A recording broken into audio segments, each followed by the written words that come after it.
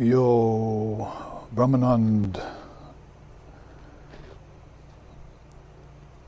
Vidati Purvam Yo Vai Vidamscha Prahinohi Tashmai Tanhadeva Atmabudhi Prakasha Mumukshurvai Sharanam Ham Prapadje Om Shantihi Shantihi Shantihi. That one formless presence out of which sprang the Divine Trinity at the beginning of a cosmic cycle, and who delivered the Vedas unto Lord Brahma, who is the eternal bridge to immortality, who is partless, faultless, divine, and actionless, who resembles fire that has burned and consumed all its fuel. I go for refuge to that one Supreme Brahman, whose light turns the attention of mankind towards the Atman, the indivisible, all-pervasive consciousness within. Om peace, peace, peace. Om apyantu imangani vakpranaschakshuhu shrotamatra balamindriyani cha sarvani. Sarvam Brahma Upanishadam Mahabrahma Nirakuryam Mama Brahma Nirakuroda Nirakara Namasva Nirakaranamyastu Taratmani Niratya Upanishatsu Dharmaste Mayi Shantu Te Mayi Shantu. Om Shantihi Shantihi Shantihi. May our bodies experience perfect health. May our life force flow unimpeded. May our minds expand in their capacity to know Brahman. For the Upanishads state that all existence is Brahman. Therefore, may we never deny Brahman. May Brahman never deny us. May there be no rejection of Brahman ever from us, we who are dedicated to the realization of the Atman within. May all the divine qualities cited in the Upanishads also abide within us. Om peace, peace, peace. Om Sahana Vavatu Sahano Bhunaktu Saha Virram Karavavahai Tejasvi Navaditamastu Ma Vidvishovahai. Om Shanti Shanti Shanti. May Brahman, divine reality, protect us. May it sustain us, and may it illumine our thinking process. May we not find fault with each other, with the world, or with the teachings. And may what we study be a source of inspiration to us eternally. Om peace, peace, peace. May peace be unto us. May peace be unto all. Om Hari Om.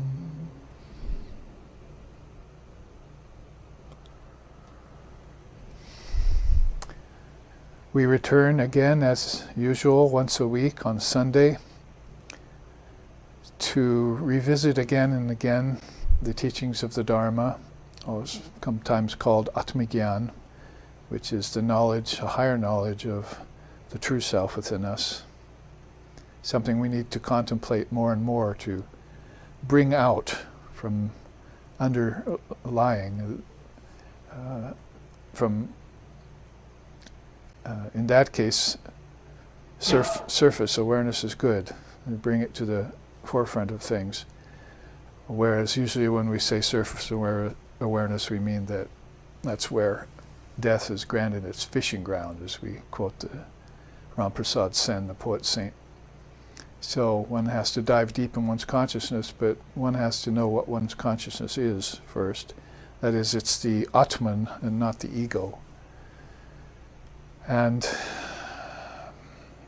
along with realization of the Atman comes the uncovering and revelation of these higher teachings, the Dharma or Atmagyan, Vigyan sometimes it's called, or just Jnanam is even sufficient. The knowledge gotten from the revealed scriptures. And we use the revealed scriptures in terms of India in particular, with its true dualism, that is, its bhakti scriptures, like the Bhakti Sutras and Narada's Bhakti Sutras and the Ramayana and other great teachings. All of those, of course, mixed with wisdom too, but they're a cross-section of teachings that have to do with the relationship between the apparently individualized self, called the Jivatman, and the true self, the Atman, or the Paramatman, the Absolute. All of this is covered in the Dharma and brought forward for people to think about day to day so that they don't fall into mundane human convention and get conditioned by it over years and lifetimes and find themselves then in silkworm consciousness, wrapping themselves up in problems and then blaming God or blaming the devil for it, when it's all their own doing. Really, when we say their own doing, we mean the mind's doing, because the mind is the true doer of everything. That is, we just chanted that Brahman is pure and perfect and formless and absolute and actionless and divine. So the actionless part of it is a very important facet to Brahman, or what we call divine reality. And that's what we've been looking at over a series of 3 classes over the past 3 Sundays, these points and principles of the Upanishads. You see the points that we look at, and we also might have a chance today to look at the principles, even just to run through them, as there's not a lot to say about them as far as words can tell. But the principles of the Upanishads that I gathered, and the points of the Upanishads, and the points are broken into 3 things. That is cosmic, collective, and individual. Those three levels of mind, basically. Mind, ego, thought, and ahamkara are the fourfold mind. Or did I say ahamkara? Thoughts, intelligence, or intellect, ego, and dual mind. That's called the antahakarana, the fourfold mind. But it falls in 3 divisions. So this is what we take up if we would have been able to get to the collective individual, which we won't. But don't worry, I have announcements to make about that. One being that this may be the last class on points and principles of the Upanishad. And in 4 classes we got through the cosmic only. So look to the future to points and principles of the Upanishad 2. The remake, if you will. It gets remade a lot. It's called Reincarnation. And we'll cover then the collective and the individual in another 4-class series later in the year or early next year. Also, along with announcements while I'm making them, is that next week, please join us, not for the live streaming class, but you have the option on that free Sunday of taking in this introduction to the book I wrote some many years ago called The Advaita and his 24 teachers in nature. And that will be a 45-minute class next Saturday and Sunday both. And you can tune into that introduction, because it'll be a precursor to a whole series of classes. I will give a webinar probably on the Advaita and his 24 teachers of nature. So you'll be able to join the author, myself, and go through that online in webinar form. That's still a little bit in the future, but the introduction is next weekend. So if you're up and you don't see us live streaming on Sunday, you'll know that Saturday and Sunday we're giving this introduction to this book. So please join us for that. If you can find out how to do that, of course, through SRV. So with those quick introductions in there, so we're set for the near future. We go back to this threefold mind, a fourfold mind with three levels, you might say, and that's collective, cosmic, and individual. And when we were looking at the collective, at the cosmic level of things, we had made it so far as going through Ajatavada, the Mahat, Yagya, Shrishti Rahasya, and we were in the midst of ending the teachings on samsara, which is, of course, rounds of birth and death in ignorance, accompanied by suffering due to karma perpetrated in past lifetimes. So you don't even, in India, have to introduce the topic of reincarnation as if it's something new. This is what we're doing here in the West. Many people, probably intuitive, they know that they've been born many times and trading places with their ancestors, children, fathers, grandfathers, grandmothers. This is a cycle that's going on all the time. It's generally known to most people of the world, but it's a real fleshed out axiom or principle in India, where you can actually go to teachers and check if you have questions about it or dynamics on it, what it entails to pass through birth, life, and death, and then reincarnate again. The ultimate message of that being that consciousness doesn't die. It can recycle. That is, if it hasn't purified the mind which is doing the recycling or the reincarnating, the transmigration of the soul, they call that in different traditions, then it gets on this wheel and spins. That's samsara. So that's where we left off last week. And samsara can be a horrible ocean of suffering for some. It can just be an ocean of projection. I mean, the first you'd call samsara sagara, the ocean of suffering. If the meditator gets a view of that, it's very, very sobering, and comes to know how many beings suffer horribly in Maya, and also how many beings are suffering pleasure, too much pleasure. There is a glut for the senses, and that causes return of suffering in its train. But there's also, you might call Chit Sagara, the ocean of mental projection, which is done by souls who are more intellectual, we might say, who have a better grasp and hold of their mind's powers, but they haven't yet realized beyond the mind is the Atman, and probably haven't even realized the powers of the buddhi yet. That's the intellect, and probably are still struggling with the ahamkara, the unripe ego that wants to grasp and cling, and therefore creating karma that causes it to cycle on the wheel of birth and death.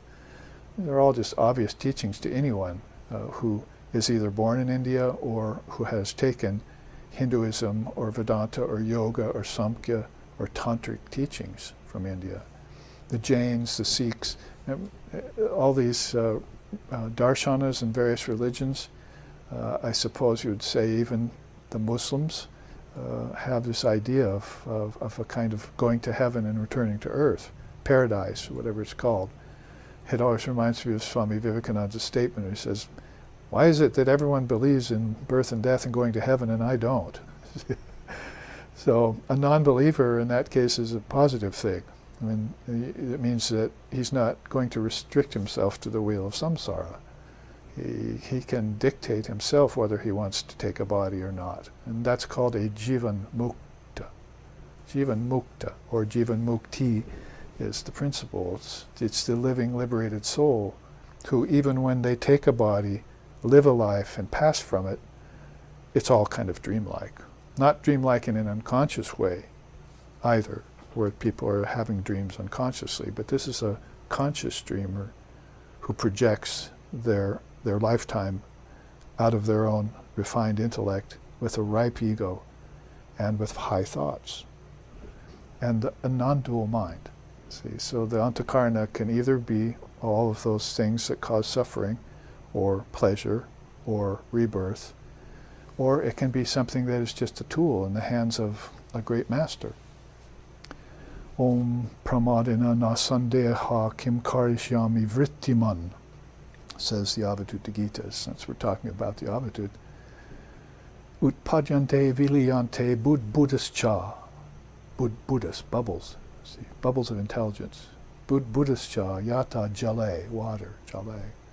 So the scripture says, and that's one of these revealed scriptures that we want to get a hold of to elucidate and clarify our consciousness about reincarnation and other great principles. And that quote says that everyone does a projecting process with the mind, even the luminary. The yogi also does it. So what does the yogi do with that projecting process? Because he knows that ignorance is not real, so it can't cause any real doubt. Others are thinking they don't even know they're ignorant.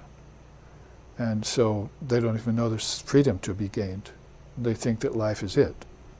The world is all there is, and that senses and objects and gathering them and holding them, even getting attached to them, clinging to them, suffering through them, is a whole process of samsara, is all there is available to them. And if they get rich, they'll somehow be free of that, you see. It's like going to heaven. Why Vivekananda doesn't believe in it? It happens on a wheel of a cycle that Buddha wanted off of. So all the great souls see it and renounce it. So the chant goes on to say that what does the yogi do with that projecting power that he has, sankalpa? He just lets everything rise naturally and then dissolves it all back like bubbles into water at the end of the day.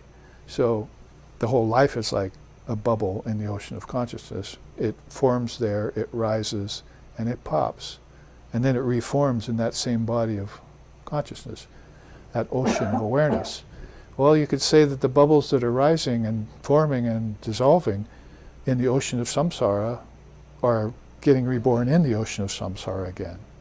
The suffering, the murky waters, you might say, of the ocean of samsara, and then the opaque waters of the ocean of thought, chit, sagara, and then the pristine, pure waters of this ananda sagara, the ocean of bliss and peace. There's like one ocean with three different levels, three different depths. And in this case, the deepest depths is murky. You see, that's deep suffering you're talking about. So, using analogies and metaphors and great slokas from non-dual scriptures, then we re-inform, hopefully, the mind about these things, and that's why the cosmic level, the great mind, the Mahat, is of importance, great importance for us to study. There's jumping to God, and then there's not believing in God, but there's also seeing what's between God and the embodied soul. All the things, those are the two pieces of bread in the sandwich, and you haven't got very much filling in your sandwich if you don't know about things like rebirth, the secret of creation, how to sacrifice, and the great mind of God. And that all vibration and all worlds are coming from that great mind on three different levels. Shanti, Shanti, Shanti. We want to bring peace to those if we can, for ourselves and hopefully for others too, but the others are going to have to be willing to leave the murky waters of relative existence and rise like a hot air balloon above the whole ocean, maybe, just be the witness. So I'm warming myself up to my topic here and putting us back into the level of awareness, Gyanam, that we were in when we left off exactly a week ago in this fourth and semi-final class on points and principles of the Upanishads. That's why I chanted at the beginning two slokas about the Upanishads and how we want to expand our minds, because the Upanishads say that all is Brahman. So how do we understand that? We're going to have to, if we're not understanding it, raise ourselves above the ocean of suffering into the clearer waters of the ocean of higher thinking, into the pure bliss of nirvikalpa samadhi, asampragata samadhi, nirvana, koivalya, tathagata garbha, whatever word you want to use in whatever tradition, Allah, Brahman, Almighty Father, the Great Spirit. We don't really care in Vedanta which word you use or what tradition you're coming from, because Vedanta isn't a religion. It'll just clarify what you believe, or what you're trying to believe in again. And that's the great advantage Vedanta has, and then it's got a secret behind it called Advaita. And we started off 3 weeks ago looking at one of those principles, the truth of non-birth, ajata, and the truth of non-transformation we looked at as well, parinama, that everything seems to be changing, but from the standpoint of your true nature, the change is going forth out there in the 7 worlds, particularly the 3 worlds. And then you're changeless, you're immutable, akanda satchidananda, actionless, faultless, perfect and divine. So that's the non-dual secret message that keeps getting inferred, and then sometimes I'll actually just say it. And that's why we went through Ajativada before we plunged into the cosmic mind, because if you fall out of the formless ocean of consciousness, then the first form you're going to see is the Mahat, or Ishvara, or the first sound you might hear will be Om. It'd be like coming close to an ocean in the distance, waking up out of deep sleep early one morning, and immediately you become aware of the sound in the distance. So you've just come from formlessness, deep sleep. Then the first thing you hear is the sounds. You go towards it and you see this ocean, like the Srishti Rahasya we looked at, the secret of creation. See this, it'd be like being at one of those huge waterfalls that is like a mile long, where the water's all flowing into the valley. From the helicopter, you see these beautiful waterfalls in different countries. So it's just pouring out its prana, its higher prana. We'll see that in a minute when we get next to it, after we finish samsara.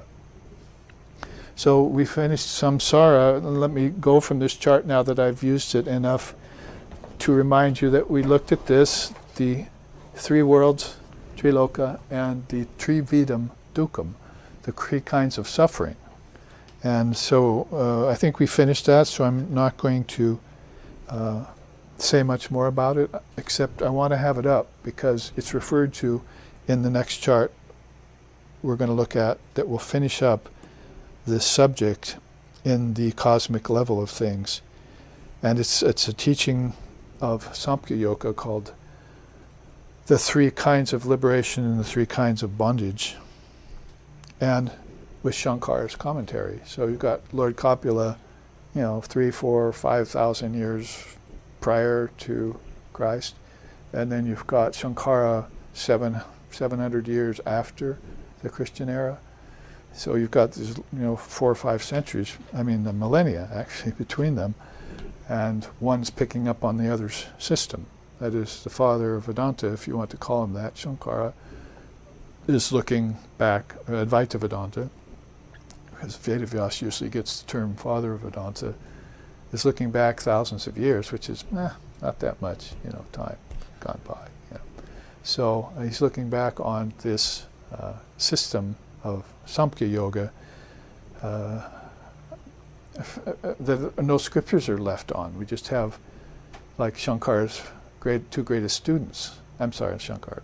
Lord Kapila's 2 greatest students have left some sort of scriptures behind, like the Tattva Samasa Sutras right there, with compiled teachings from the Tattva Samasa Sutras. So if you want to look into Samkhya, then you should. It's a very good thing that you can, because everyone realized the genius of Lord Kapila's system and used it. Everyone did. Not just the darshanas, but also all the tantric lineages used it. And even the Advaita Vedantas found it extremely valuable and base a lot of the higher truth that they tell us on these relative truths of Samkhya, the 24 cosmic principles. There are other ways of dissolving things, dissolving the mind back into consciousness, but the 24 cosmic principles are the the great path, you might say, to do that, through which to do that. And it also allows Dharma teachers like myself in current times to talk about what happens when you dissolve tattvas, when you dissolve the mind stream and go back towards the source, which you should do in meditation all the time. And bring out certain facets of the teachings that you won't find in the scriptures, like, oh, where are my karmas lurking, you see? How do I get to them? How do I turn a laser on them? How do I dissolve them? Well, you meditate on the tattvas. What else? Because your karmas are associated with having experiences with earth, water, fire, air, and ether to begin with. Hundreds of lifetimes of experiences with the 5 elements that are attached to smelling, tasting, seeing, touching, and hearing. Those 10. So immediately you're on the journey, and when you're meditating on these things, you see the karmas that are attached to them, like how many deaths you had, how much fear you had around something, what kind of diseases you suffered, and why you brought all that back into this lifetime and you're still brooding on it, and therefore not being able to get free. So you can see how footfalls, huge footfalls that are taken through centuries or millennia even, provide more and more opportunities for a greater percentage of souls to hear the Dharma, to meditate on the Jnanam, to realize Atma-Gyan, and to free themselves, which is what the whole game is about. Once you've freed yourself, then maybe the game is more about fishers of men. Now I need to try and help save others to the extent that they'll allow me to. So, like Milarepa says, when I think about the Dharma, I just can't help but share it with others. So they're about it and want to share it with you because it clarifies the mind field, if you want to jump to yoga. The mind field's where all those tattvas are and where all these karmas are lurking. And these good karmas are there too that you want to bring out. May our bodies be healthy, may our life force flow unimpeded, may our minds expand in the capacity to know Brahman. That's said by a rishi who thought that up and made it a peace chant because he had experienced it. Now he wants others to do the same. So I'm keeping this here, the 3 kinds of suffering. They're very much like the 4 Noble Truths of Buddhism, several thousands of years later. And both Kapila and Buddha were born in the same village called Kapilavastu, the home of Kapila. And Buddha was born there too. And I think the borders have changed now, and it must be in Nepal now, because Nepalese people like to claim Buddha now as theirs instead of India. So we appreciate that, because who wouldn't want to claim the greatest soul that ever came to earth, quote unquote, by Swami Vivekananda, that is Lord Buddha. So I'm keeping that here so we refresh our minds of what kind of sufferings there are, 3 kinds. Again, the Triputis are very important to look at. And then you see here, Trividam Bandha, Trivido Moksha, that's this. So I referred to it on the chart last week, and I said that I would bring it out with another chart so we could look at it. And we'll look at it briefly, but deeply enough so that we'll finish up this whole piece of the game, or the puzzle, or the Dharma, with 2 more Triputis, and go on to look at prana and so forth. So the quote up there is a famous one by Lord Kapila. Purusha is pure consciousness, an ever-aware spiritual entity who, through connection with Prakriti, assumes jivahood. Ever free, ever wise, it never actually falls into the bondage of ignorance. That's your true nature. It experiences ignorance through the body-mind mechanism in a dream. And it's always witnessing that and waiting for you to wake up. O dreamer, awake, you must, you must. So, as the song sings in India. So, the seers just happen to identify completely with their true nature, and then they can associate with Prakriti. That's the teaching from Shankara, that he would, if you wanted to ask him to give a commentary on Kapila's great statement, that's what he would say. But back to, so that all of those watching can understand this, Purusha is pure consciousness. That's your true soul with a capital S. Ever awake spiritual entity who, through connection with Prakriti, that is nature in its unmanifested and its manifested form, that is in its seed form, like deep sleep, and in its manifested form, like the waking state, with the dreaming state in between the two, assumes form through that connection. It assumes form. It doesn't become the form or identify with the form. And what would happen if it did? Welcome to the entrance to the circle or cycle of samsara. Enter right in. It's like a circus. You see, come right in. Here's your ticket. You bought another lifetime. Have fun suffering and enjoying on that 100-year cycle that's called a lifetime. But then others would stand at the gate and say, no, I'm not going to venture there. Fools rush in where wise beings fear to tread. So they'll stay at a distance and be there, the witness. So assumes jivahood. So I wanted to, just in case we have new people watching, which sometimes happens to us, as people wake up, 1 in 1,000 wakes up, Sri Krishna says. Every once in a while, they'll know what Purusha, Prakriti, and Jiva is in Sanskrit. So let's look at the 3 kinds of bondages. Basically, you can see them there: bondage to nature, bondage to sense objects, and bondage to conventional life. It's a very good triple designation there, which is almost like an Ashana-trium in Tantra. Tantra would talk about it as Ashana-trium, the 3 kinds of bondages, in one. So this is a teaching that everyone picked up on, like I said. Tantra picked up on it, and Shankara commented on it, and others too, Vedavyas and so forth.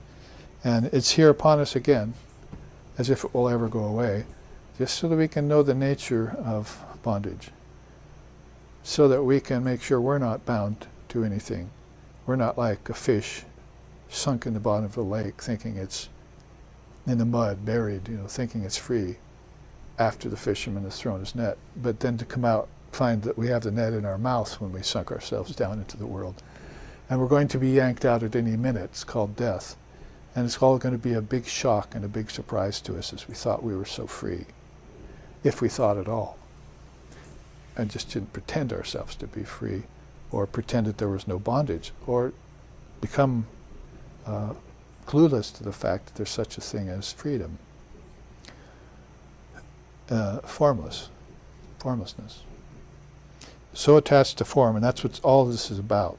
So you see what Shankara says there about bondage to nature. Prakriti nature is the primordial source of all evolutes. The greater amount of it remains unmanifest.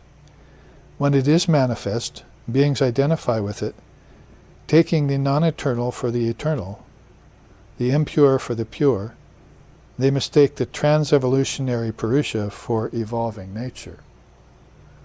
Though a big mistake there, they call that the primal error, that the Purusha becomes identified with Prakriti.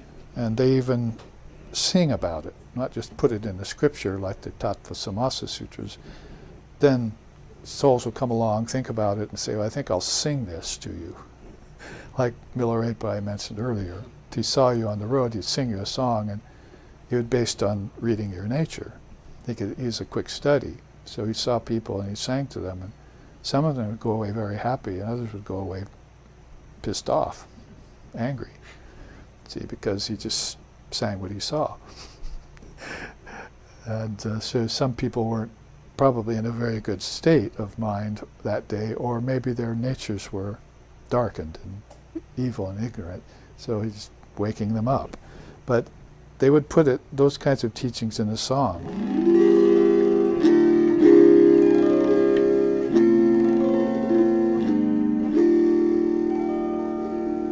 Shama Makiyama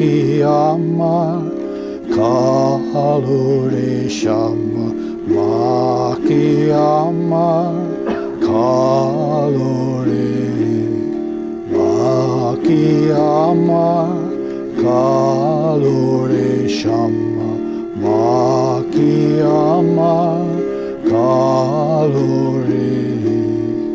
Kalorupe Digambare Hridaya Kare Kalorupe Digambari Hridaya Kare Kalore Gokono Purusha Gokono Prakriti Gokono Shunya Rupare Gokono Prakriti Gokono Purusha Gokono Shunya Rupare Kamala Kanta O Baba Babiye Sahaja Paga Holore Shama Makiyama Kalore Shama Makiyama Kalore.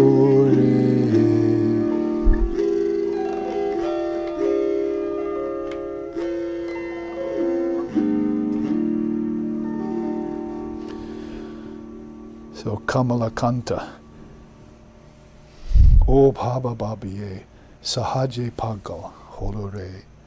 So he sings about this distinction between Purusha and Prakriti in terms of the Divine Mother of the universe, see, who holds all souls and holds all potential for manifestation in her. Says, who are you? Talking to Mother Kali, who are you? And people say you're black, but sometimes I see you change colors. And before I did not know you, my whole life, my lifetimes were passing away, but now I've come to know you, and I've come to know your secret, that sometimes you're male, sometimes you're female, sometimes you're Purusha, the soul, sometimes you're nature, Prakriti. And I'm amazed to see how even Lord Shiva has become hypnotized by this play of Purusha and Prakriti. Even the Lord Shiva has become stunned, mad with ecstasy is the actual Bengali here in English. So these beautiful songs are sung about things that have to do with Prakriti and Purusha. And of course, we've found out already that Purusha is ever free, never bound. But that Prakriti holds that power in it to allure, to trap, to bind, and to send into cycles, because it's going on in cycles all the time. And of course, it's going on inside of the great mind at 3 different levels, as we looked at before. So bondage to nature, Prakriti Bandha, is bondage to Prakriti, or the form-producing mechanism. And the mind is one of those forms. You put unmanifested nature together with the mind, and you've got this perfect force for Shrishti Rahasya, like we looked at last week, just at the collective level, that male and female sides get together and begin producing all of the worlds and peopling it with creatures of their own design. That's from at the collective and individual level. We can look at that at another time, but all beginning at this more cosmic level. So that would be Prakriti without form, unmanifested, they call it. It's just another one of those higher principles that we have to plug in to our thinking consciousness in the West, because the Big Bang and creation theories and so forth aren't convincing us. They don't go very far to explain, because they're based on middles, beginnings, and endings, of which there are none, and they're based on birth, life, and death, without the knowledge of rebirth, or transcendence of birth, life, and death. So we have no higher method by which to understand this appearance of nature until we go to the seeds of it. And the seeds of it, of course, are here. The seeds for manifested nature are here. Seeds to sow, as Jesus said. But the seeds for the seeds, where those seeds came from, thoughts in the mind, and where the thoughts in the mind seeds were from brooding on unmanifested nature inside of the mind. And the great mind holds everything of potential all the way to Om. If it vibrates, or then everything is potential to happen. It'll just take a few bifurcations, as we looked at last week, and some realization of the powers inherent within souls in order to project like that. It's called sankalpa in Sanskrit. There's another bondage that, of course, would come about, and this is in a good order, bondage to sense objects, vaikritika. So prakritika, vaikritika, and then dakshina. So vaikritika bondage is bondage to sense objects. The various incapacities of mind and intelligence adversely affect the 5 cognitive and 5 active senses: tasting, touching, hearing, seeing, smelling, locomotion, procreation, excretion, those kinds of things. There are 5 knowledge senses and then 5 active senses. And there are 5 pranas that conduct all of those, the energy in them. So this is quintuplication process. And this process subjects them to ignorance, and turns them towards the 9 complacencies and away from the 8 great accomplishments. Right here. So we looked at those 8 great accomplishments last week. And if you want to know, the first one is attaining the 3 primary cities, which is removal of this, transcendence of this. So the 3 kinds of sufferings are to be removed, and if you do that, peace, peace, peace comes from that, by the way, then you've accomplished 3 of the 8 great attainments. I don't know if I made that clear last week, but coming back to the teaching from Shankara's point of view, now we see how the connection to that happens. And so you're really all about removing your suffering, you see, at all those levels. If you could just walk away from it and go, oh, never mind, no mind, no matter, never mind, as my teacher used to say, then you don't have any inadvertent attachment to things. You probably were born detached. You were either a past master or a very adept soul who was picking up the thread of his or her yoga from a past lifetime and really has very little attachment anymore to this. You see those kinds of souls. And when we do, of course, we're very fortunate to see exemplars of that kind of yogic living, yogic lifestyle, and Vedantic thinking, and Samkhya cosmology in the head. You see, the methods. Probably the best method would be Samkhya.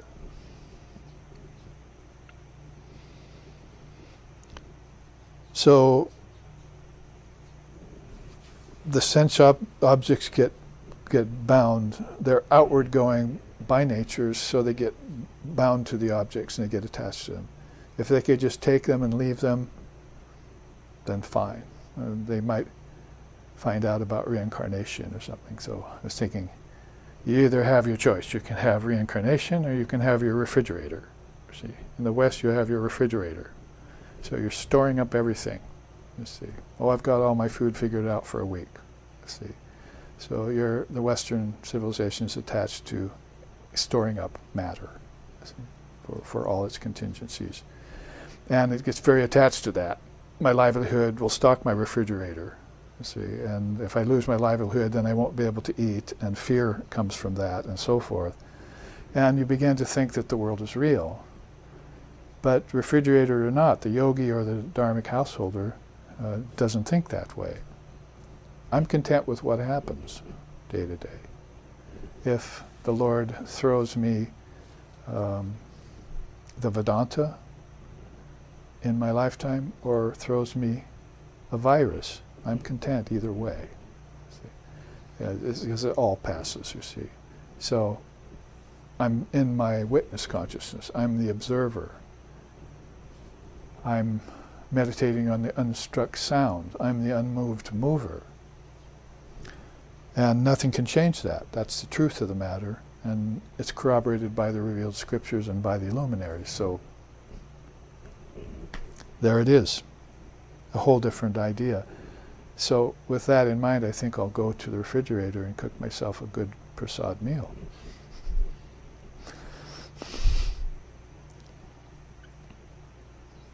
And be very grateful that nature has manifested itself so that I can eat from seeds that were unmanifested.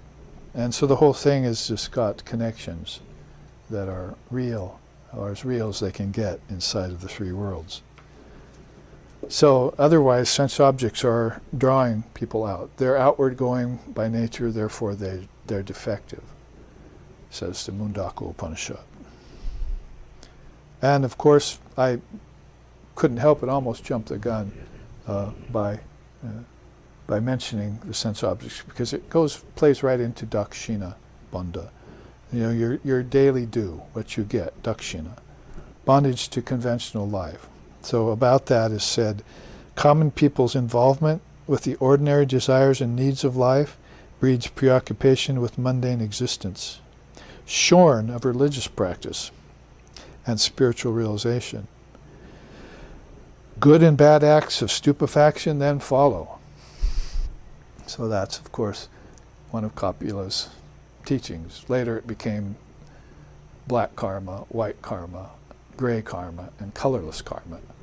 And Krishna got a hold of it. Because in the Gita, Krishna says of great seers, great luminaries, I am Kapila. So Kapila must have lived before Krishna in that cycle.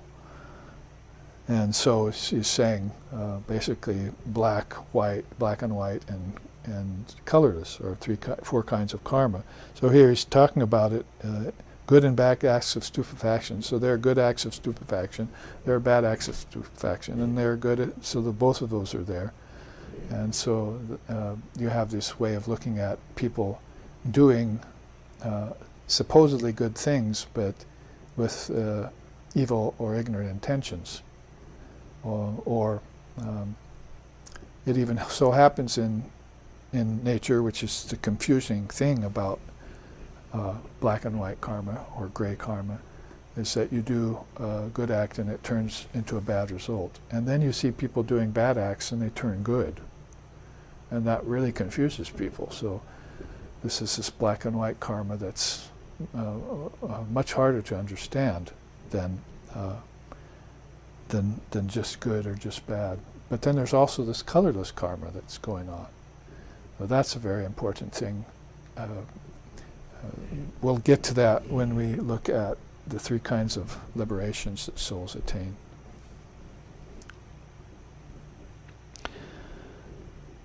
So dakshina bandha, it's like attachment to wealth, could fall right there. Now about the liberation of the three kinds of liberations, and we see there trivido moksha and trivido bandha is what we're talking about, but they weren't fleshed out as much here as they are being here. So you have three kinds of liberations that souls go to. If you see, there's jnana mukti, there's vaitrishna mukti, and paramukti. And the way I've seen these and looked at them and meditated upon them is that one's not necessarily greater than the other, plus they don't necessarily come in order. They're more towards people's natures. Some people have a very naturally renunciate kind of nature, probably based upon their past lifetimes and their experiences. Some people have a very accepting overall nature. You see, so like Vivekananda said, women are like that. They just accept everything, and they'll take it all and turn it into something good. You see, generally speaking. So there's this kind of all-accepting way of proceeding. And then there's, of course, beings that just destroy their ignorance with knowledge. Nahi gyanena sadrisham pavitam iha vidyate. Knowledge is the greatest purifier, says Krishna. So I must take to that.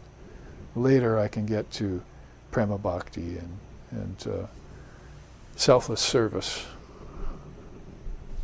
true karma, and to higher non-dual meditation. But first I've got to clarify the mind, which is involved in all these yogas, and in relative existence too. So let's look at each of these for a good view of what they call moksha, or mukti. The first one is the liberation of wisdom. With knowledge of the components of the non-self brought about by the study of the chain of universal causation, the full expansion of wisdom fully duly manifests, and cognizance of the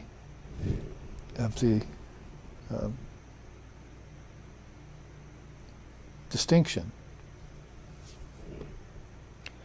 between Prakriti and Purusha dawns on the mind. That's right here, the first one. The elimination of pain is the result. So that's jnana mukti, the liberation of wisdom.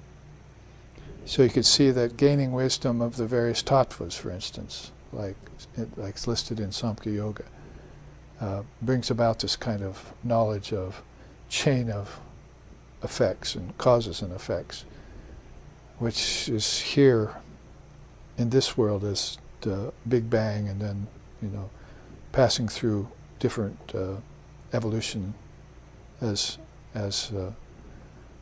from paramecium to monkey and so forth, all on the physical level alone.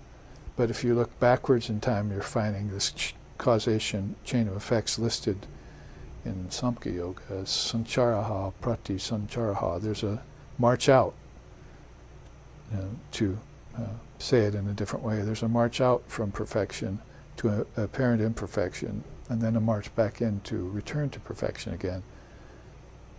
We're understanding that this march is all a kind of a dream march. It's kind of a cycle of time. Time doesn't really exist. Beginnings, middles, and ends don't really exist. They just keep happening over and over again if you're on the wheel of samsara. But as soon as you get off the wheel of samsara, then you get on the banks of the river, as Buddha said, and you just watch everything go by. So you're then a realized soul detached from all cycles. So cycles like reincarnation, birth, life, and death, and all that are very important to examine for the aspiring soul. And this liberation of wisdom, the sword of wisdom, get Mother to swing that, arc it, cut away the ignorance in your mind.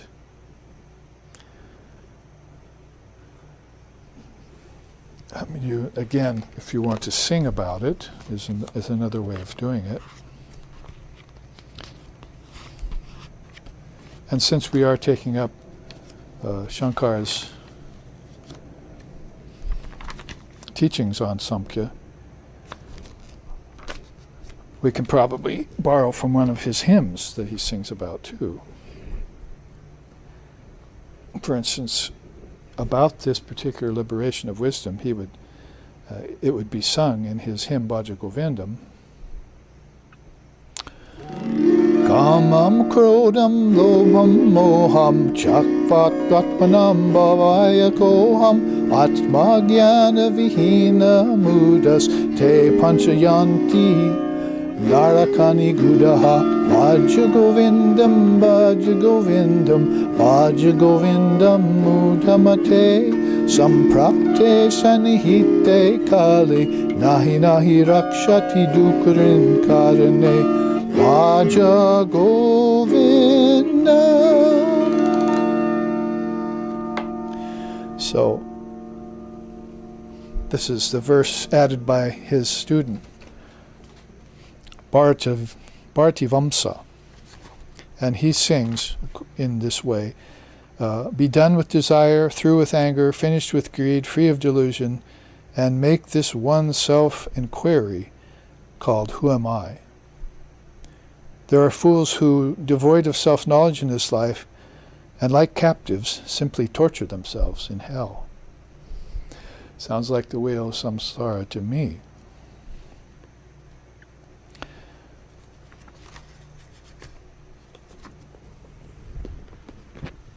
So, as I said, not only will they teach about it in scripture, they'll also sing about it, put it into music to make it more available to people, more alluring. Now you have Vaitrishna Mukti next. When clear understanding concerning the distinction of nature, the insentient world of objects, and soul, the sentient spiritual energy dawns. All fetters and attachment to the transient realm of name and form are struck away. Purusha then realizes its transcendent nature. So, detachment proceeds a little bit different than wisdom. Not that the two don't have connections and borrow from each other. But again, the nature of some beings is just to easily let things go. So if they see something as marring their spiritual practice, then they'll be able to discriminate easily, because discrimination and detachment go together in Vedanta, Viveka, and Vairagya. So they'll be able to discriminate away what is not needful from what is most needful. It's like a teaching of Gaudapada that Sankara picked up on too. Is that how to know the difference between what is to be renounced, what is to be kept, what is to be utilized, and so forth. It's all teaching in Advaita Vedanta too.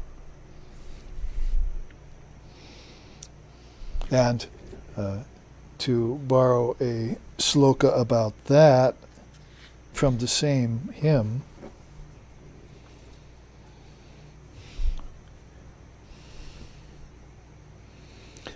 I could sing this.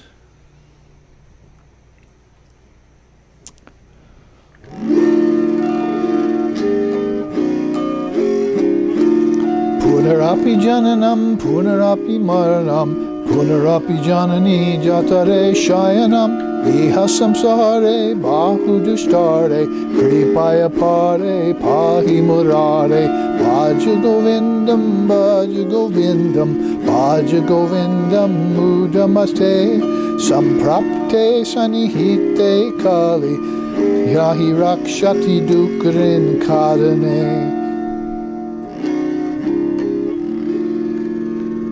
So he sings in this verse, pertinent to liberation, in English: repeated births, repeated deaths, repeated occupation of various wombs. This transmigratory process is difficult indeed to cross. Therefore this one cries, save me, to the august destroyer of demons, which would be Durga, or Divine Mother. Destroy that demon of attachment to replace it with detachment. So it's good to associate like this between the teachings which Shankara is giving on the Tatma Samasa Sutras of Sankhya, and then later on how beings wrote verses on these very teachings. It's a way of delving deeper into the Dharma with its many aspects. Now, to finish up the subject of samsara at the cosmic level here, because even returning to higher worlds is a kind of transmigratory process in form, isn't it? Forms of celestials, the forms of gods and goddesses, the form of Indra, the form of the Trinity. These are higher worlds, no doubt, but they are worlds of return, or worlds of form, at least you could say. That is, beings that return from such high worlds take on powerful births. That's why you see people with great power here on earth, and not only just negative, but positive power, that they're using it to help others. The asuras and the gods, you might say, beings that take up births on earth who came from those higher heavens are showing characteristics of those kinds of beings. And of course then more divine beings like our Swami Vivekananda and so forth are coming from the seventh world, like Sri Ramakrishna said. He was the leader of the seventh loka, the Satya loka it's called, or Brahma loka, helping beings get into formlessness. So how the avatar Sri Ramakrishna ever talked him into coming all the way down to earth, we'll never know. Must have a great secret, or maybe owe him a few favors. Remember that non-dual samadhi I gave you? You owe me a favor. You have to go down to earth for a lifetime. All right, a short lifetime. 39 years only. Oh, 39 years, I can bear that. You see. Shankara himself only 32 years, by the way, on earth. So you see these connections to be made, and a great teaching from Lord Kapila, that there are three kinds of bondage and three kinds of liberation, and they are, to attain them is one of the eight great accomplishments. And we looked in depth at the other five last week because I didn't get to this chart, but now we've kind of fleshed out this whole teaching of the three sufferings, or like I said, what was later to become the Four Noble Truths in a later age, 550 years before Jesus, when Buddha lived.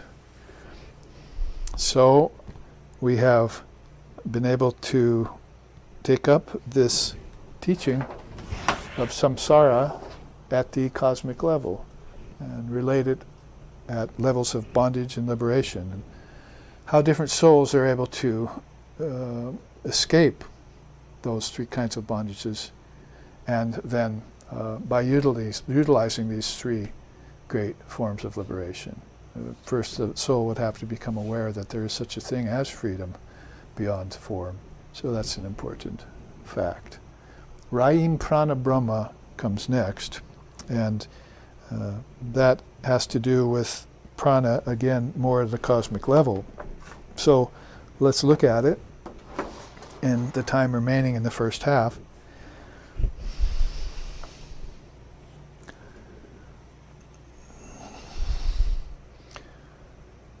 And we mentioned that prana has 5 forms.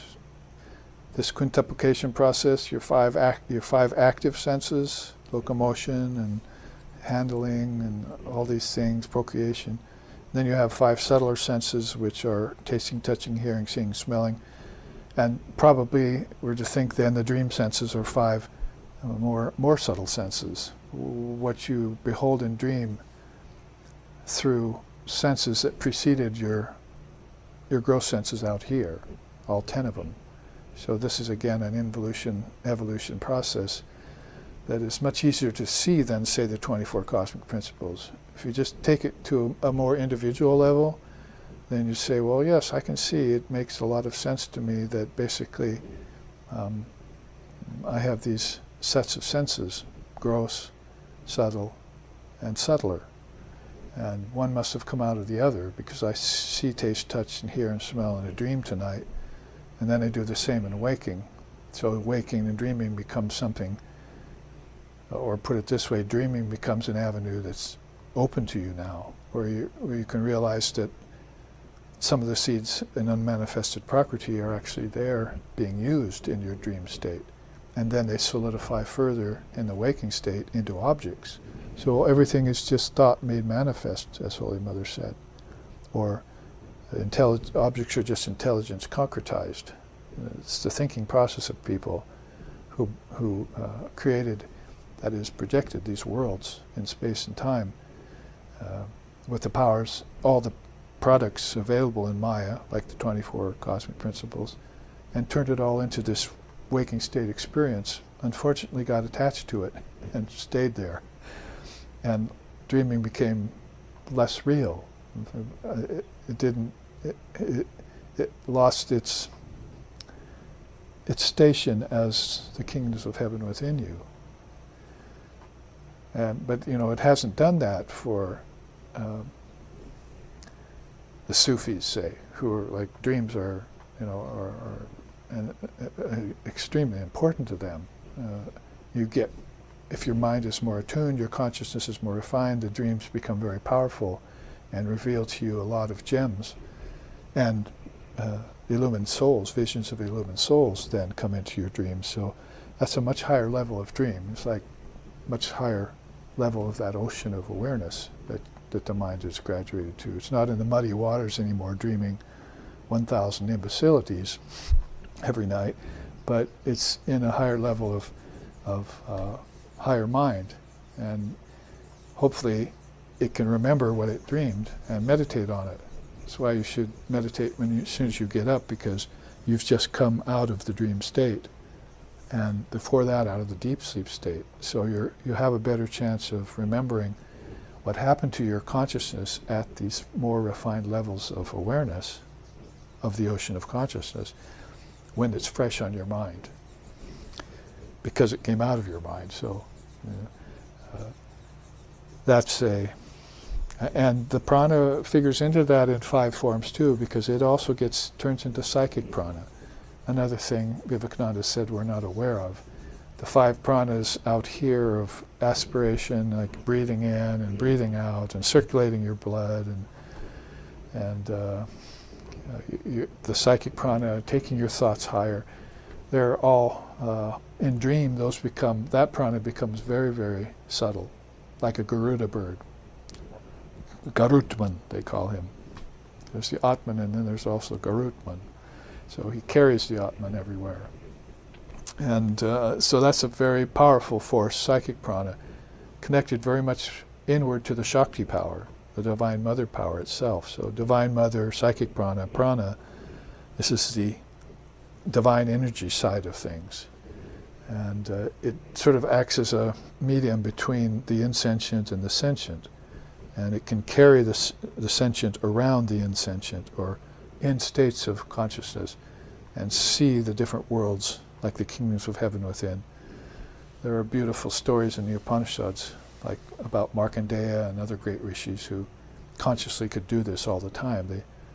If they kept their physical body on earth, they would leave it in long periods of meditation, like say 49 days under the Bo tree, and then they would just abandon their body, and it would sit there in a kind of suspended animation.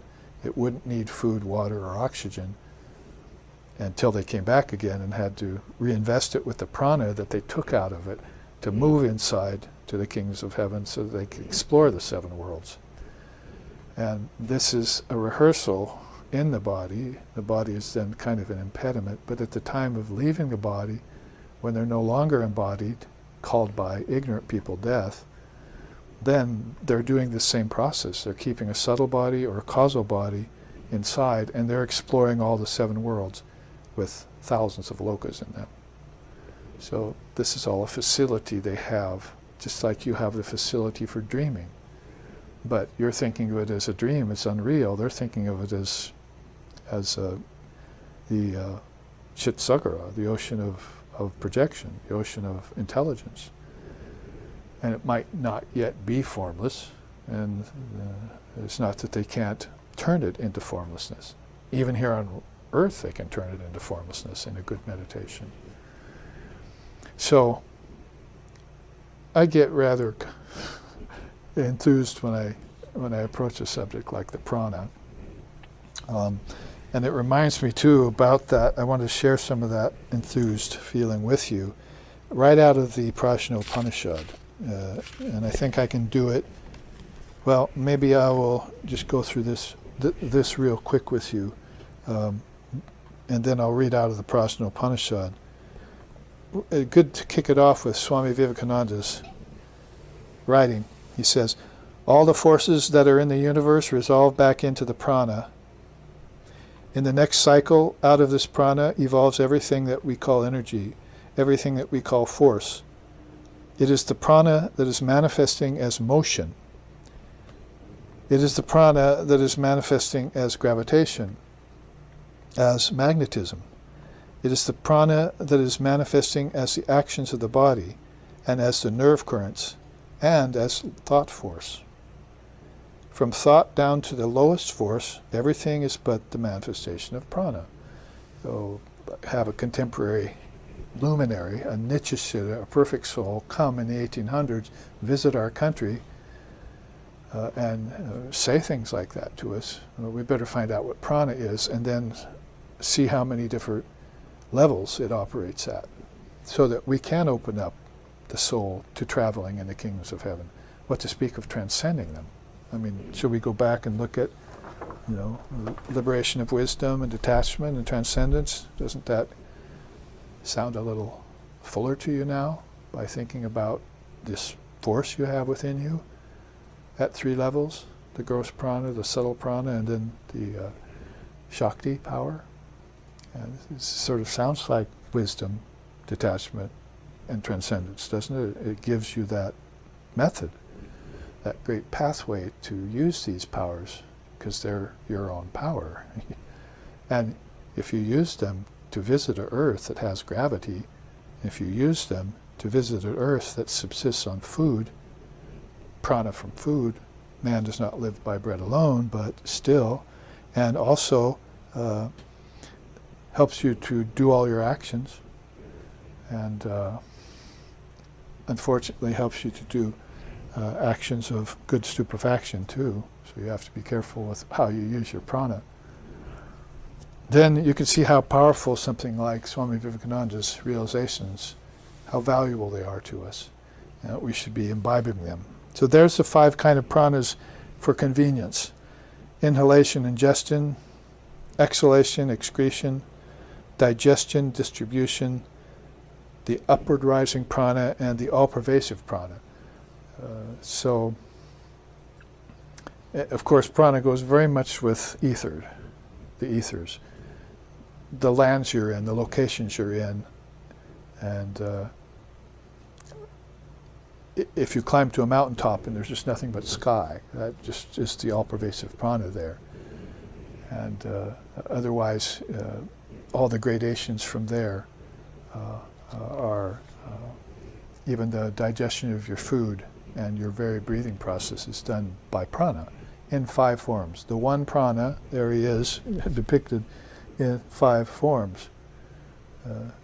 So singular prana in 5 forms, that's actually a quote from Swami Vivekananda.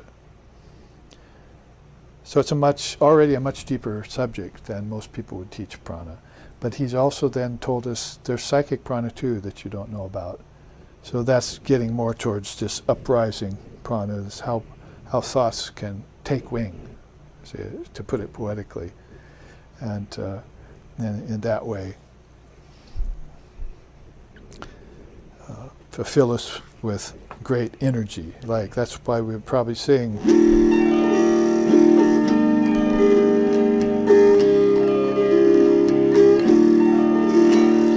Jai Vireshwara, Jai Tripurari, Gaye Hamu Saba, Mahima Teri. Jai Vireshwara, Jai Tripurari, Gaye Hamu Saba, Mahima Teri.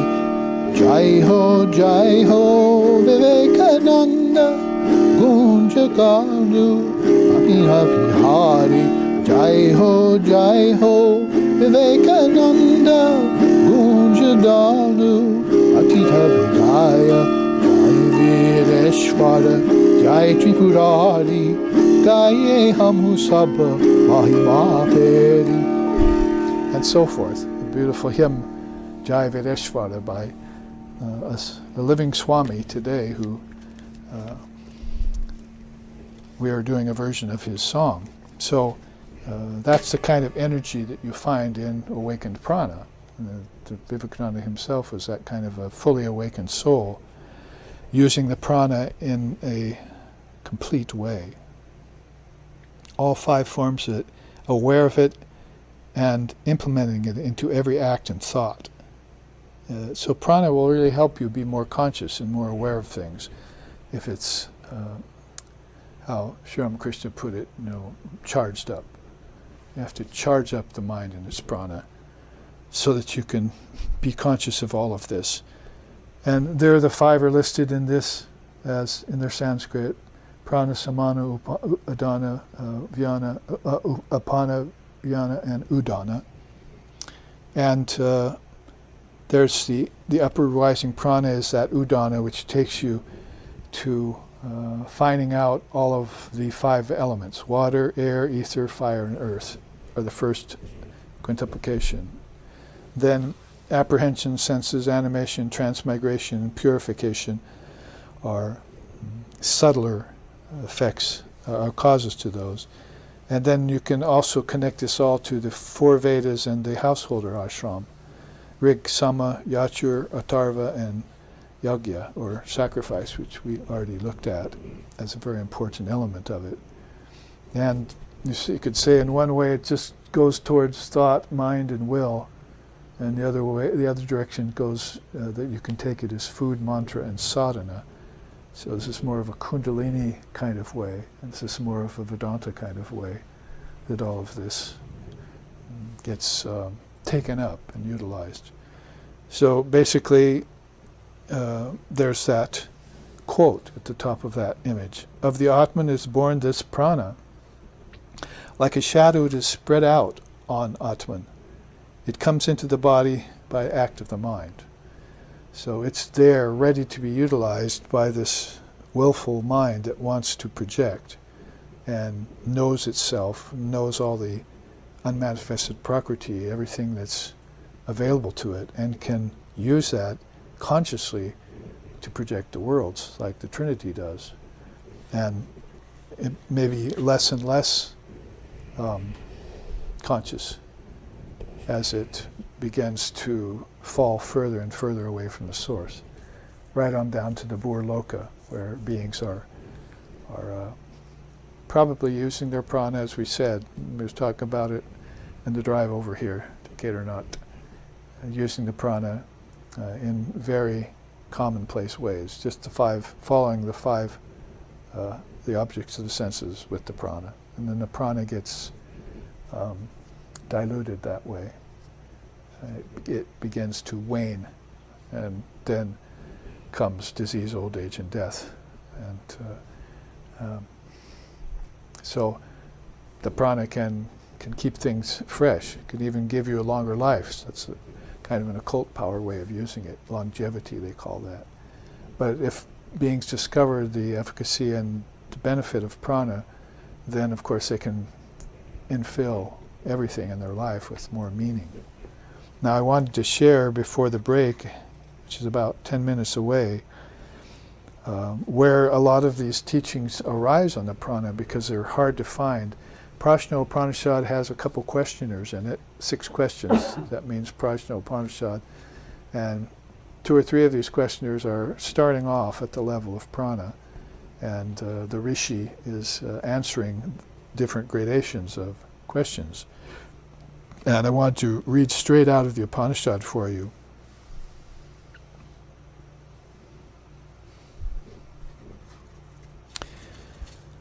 Now when the sun, after having risen, enters the east, then he holds prana on the east in his rays. When he illumines the south, the west, the north, the zenith, and the nadir, the intermediate quarters and all are supported by his rays. He holds it with the pranas. Not that I'm going to spend time teaching it today, but I did announce, or maybe I didn't announce it, 2 weeks from today and 3 weeks from today, the 2 Sundays after next Sunday, we're going to be studying the Akshay Upanishad. So this is what is being taught in the Akshay Upanishad. Is basically the sun god, or Surya Narayan, at many different levels that he appears. The rishis go inside and encounter him and ask him questions about the nature of light. And so he has the teachings that comes out of the Akshay Upanishad. I'm going to be very happy to be able to return to them and share them with all of you, because it's at the same time we would have picked it up in Portland, Oregon, but since we're not going there next month now, we'll pick up at the same time we would have been teaching the Akshay Upanishad in Portland. We'll do it here, live streaming. So I hope everyone will join us for that. And so this is an idea of how the sun's rays here on earth are just a physical manifestation of light within us, the light of intelligence and the light of higher worlds, the light of the gods, the light of the Trinity. It's all mentioned right here in this teaching of the Upanishad.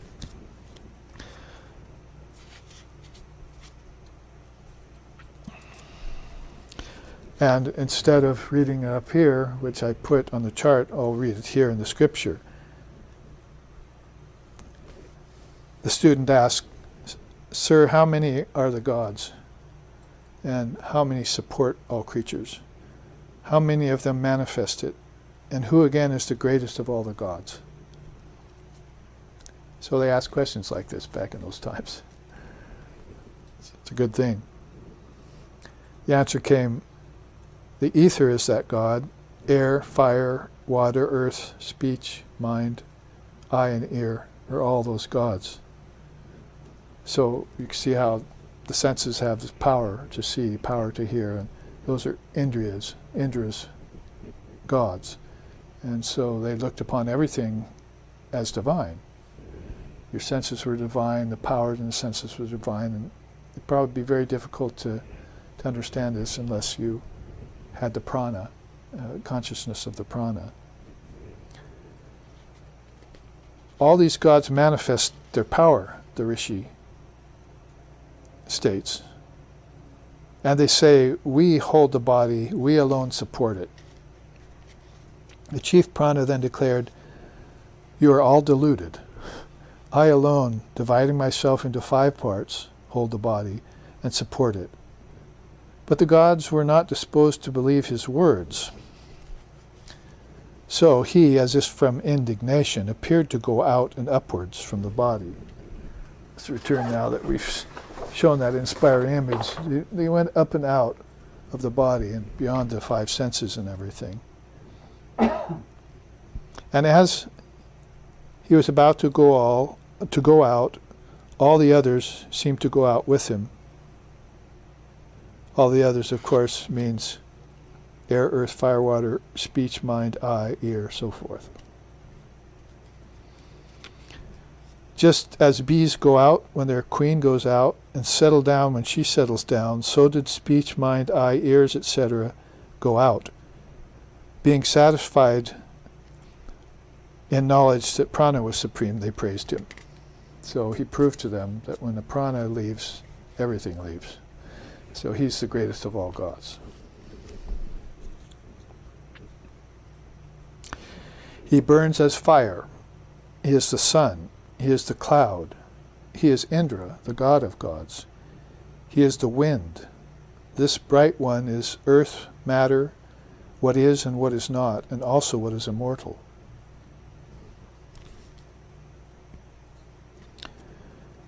As spokes in the nave of a wheel, all are fixed in prana. The Rik, Yajus, Sama, sacrifice, Kshatriyas, and Brahmins are all fixed in prana.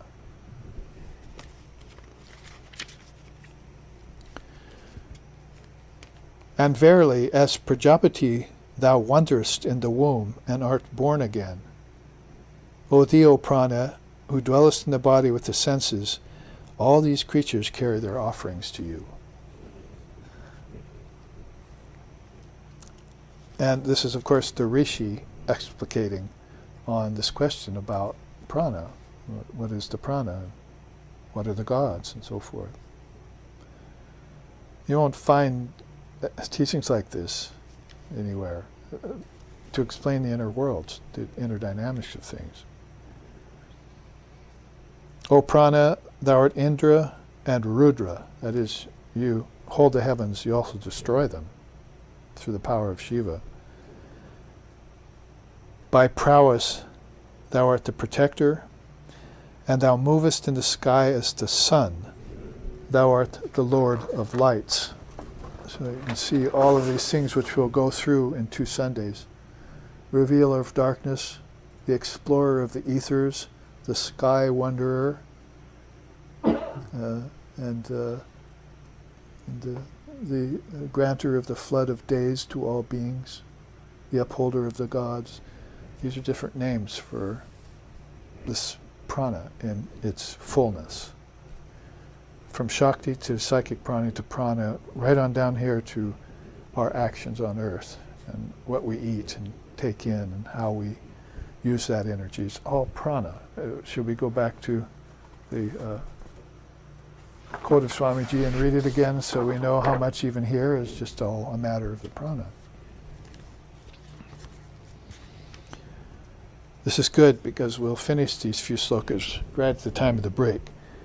And I'm going on with them because they do go on for another chapter, but I'm taking the essential part of it here.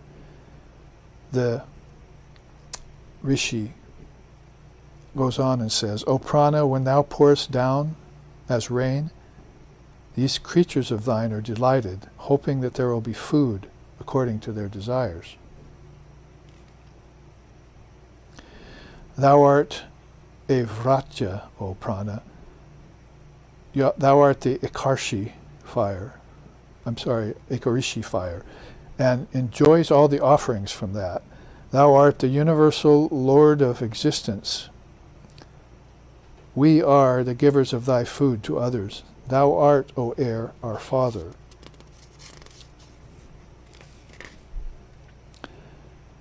So make propitious that body of thine, which exists in speech and in air, in the eye, and also which pervades the mind. Do not go away from us. For whatever exists in the three worlds is all under the control of prana. Therefore, O prana, protect us as mother. Give us affluence and give us intelligence. And that's probably enough to read, although the next question is of the Atman is born this prana, like on the shadow of a man, it is spread out on that. That it comes into the body by the acts of the mind. So that's the third question, right at the top. The questioner asks, where does this prana come from? And we finally get our answer that I haven't found anywhere else in the scriptures of India. What the prana is and where it comes from, where it originates from. As an emperor orders his officials, saying, do you reside here, do you reside there, in those villages and in those houses, so too does the chief prana engage other pranas in their functions. In the heart dwells the Atman. There in the heart 101 nerves, in each of them are 100, and each of these branch into 72,000 others. In all these, the Vyana moves. All-pervasive, right? It's the all-pervasive prana in everything. So it's there in everything. Moves is actually just a symbolic way of saying it. And then, through one of them, the Udana carries the soul to the virtuous world by virtuous deeds, and it carries this to the sinful world by sinful acts, and by both upward and downward pranas to the world of men. So you can see how the prana up and down moving isn't just some physical thing out here, like breathing in, breathing out, breathing in, breathing out. How symbolic that all is, to the expansion and contraction of the reincarnation process. The wheel of samsara expands and contracts everything, and how the prana is activating all of that. How far I'm going to go on with this, I don't know. The sun is verily the external prana, for he rises, gracing the prana in the eye. The God which is in the earth controls apana in man, exhalation. The ether which is in the interspace is the samana, and air is vyana. So interspace, we also find out that there's a second world between us and the world of the ancestors, the intermediary realm, bhuvaha, we call that. And there's a prana there. Fire is verily the udana, for they in whom the fire is extinguished go for rebirth, with their senses absorbed in the mind. Whatever the thought is, at the dying moment, with that, he comes to the prana. The prana, united with fire, leads him with the Atman into the desired world. There's Garuta again, taking the soul at the time of passing to whatever world is assigned to that particular consciousness. The progeny of the wise man who knows prana as such never perishes. He becomes immortal. There is this final verse about it. The wise man attains immortality, having known the origin of the prana, its advent, place, its all-pervasiveness, and its fivefold distribution, and its internal aspect. That one, yes, attains immortality. Third question in the Prajna Upanishad, if you want to pick up the copy and read it. There are 2 questions before that I read, and there are 3 more questions after it. But this centers in on prana as one of the few teachings that is so in depth, and really does a good job, I think, of describing its role, if you want to even call it that, as the chief of all gods. That I can say that maybe Sri Ramakrishna said, "You don't understand who Holy Mother is. Without her, I can't even raise my finger." So he's looking at the Divine Mother Sharda as Shakti, psychic prana, all energy. That's Shakti, the dynamic power. Remember, we studied the Srishti Rahasya a couple weeks ago or last week. That's how she does all this. All the prana is like the web, and she's the spider on it, and projects it and withdraws it into herself all the time. So I hope that gave you some new information to meditate on, contemplate about this Raim Prana Brahma. Matter and energy all come from Brahman. And Brahman never changes as they do. So here, let's take our break and come back afterwards for our second half.